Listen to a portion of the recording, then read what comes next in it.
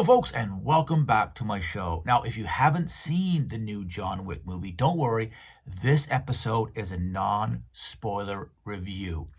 Now, most of you know I love movies, and I thought I'd use my show as a way to review movies. Now, I did do a review of Ant-Man a few months ago, and I saw John Wick Chapter 4 this past weekend. So here is my review of that movie. Now, the two words I would use to describe this movie is stylish and slick. Yes, it looked brilliant.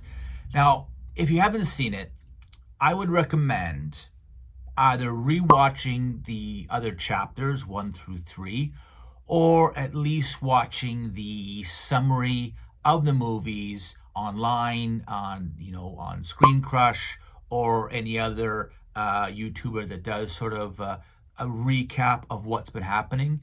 I wish I did. I'll be honest. I wish I did. The first 10-15 minutes was sort of wrapping up chapter 3, and it took me a while to process and really understand what had happened and what was happening. But once that was done, I was full steam ahead. Now, this movie was very fast-paced, which was great.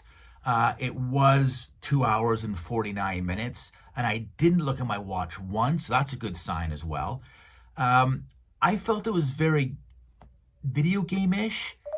There was lots of build-up to the action sequences, and John Wick would have to go through a lot of hooligans and then eventually get to the boss of that scene, and then they sort of stop and tell some more story, and then they would do the same thing, build up to this new boss, and it was like that, which was great. Now, some of the shots were fantastic. The top-down view scenes were fantastic.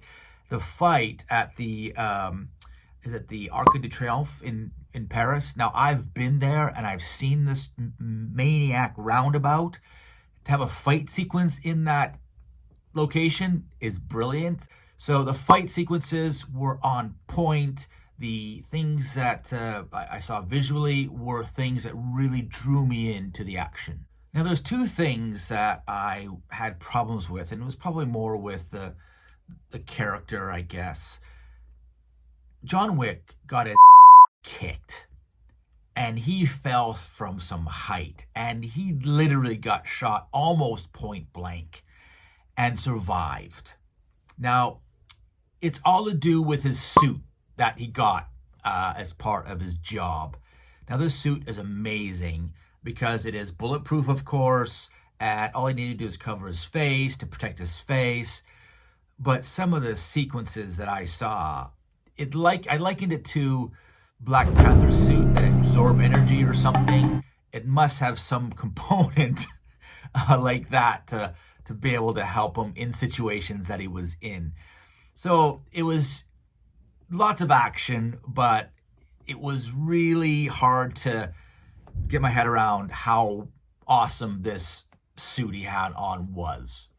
The second thing that I was just aware of is that John Wick, in his fighting style, he's not very efficient in regards to him doing his job.